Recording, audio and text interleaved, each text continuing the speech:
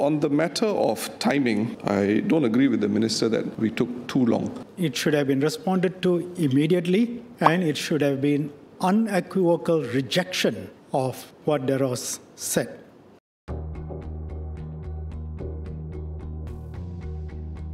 In my statement, I said that the Workers' Party statement did not reject De Ros's very serious conduct in asking Muslims here to support the Workers' Party on racial and religious grounds and asking voters in Tampines to vote for Mr. Faisal Manap. Can the lack of a clear rejection of De Ros's statement be an oversight? Now look, Mr. Lau Tiak Yang has described Mr. Singh as a good politician, meaning a politician who understands politics. Mr. Lau said this last year. So the lack of clear response, a vague response, must have been a deliberate choice based on a calculation of interest. I'm just taking it point by point, a series of logical conclusions, that there is some benefit in keeping it less clear and that De Ros can swing some votes. Those who understand politics will know this. This is not rocket science. Mr. Faisal Manap was and is the vice chairman of the WP, and if I'm not wrong, probably a CEC member as well. Neither the government nor the PAP met with Mr. De Ros. However, the meeting took place. Mr. De Ros met with 5 of your candidates, including your vice chairman. And I mentioned quite clearly during the elections that he gate-crashed a meeting that Mr. Manap was having with someone else. There was no arrangement to meet him specifically.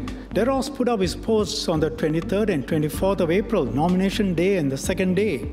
De Ros talked about his meeting with the WP. He talked about his demands. He said he would canvass support for the WP if the WP agreed to his demands. The joint MHA-ELD statement was published on the 25th of April. It does not refer to Nur De Ros, who is a Singaporean. It makes reference to foreigners attempting to influence the general elections. On the 26th of April, that same day, the press release of the Workers' Party was released that morning. In the evening, there is a rally.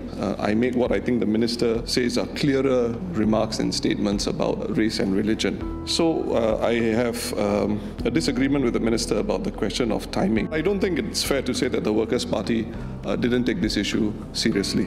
What De Ros did was unacceptable.